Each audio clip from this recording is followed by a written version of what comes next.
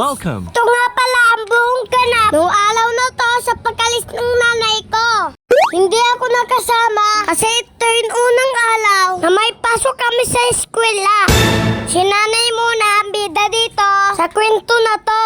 Okay. Ayan na, nasa patintalan na sila. Kaawa na si nanay, ang dami niyang dala.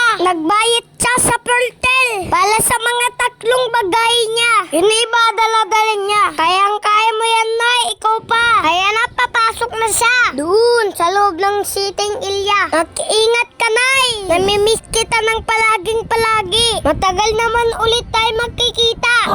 Ayan na, uuwi na din sila, tito at mama. Doon na din sila sa SM palakuhain. Ang daya-daya, hindi ako dilan na ng palasalubong. Nagtapos na, nakita nila si Sarnasor. Ang ganda-ganda, tuwatagbo na nakanganga. Ayun lang mga guys, bye-bye. Salamat sa mga suporta nyo sa akin.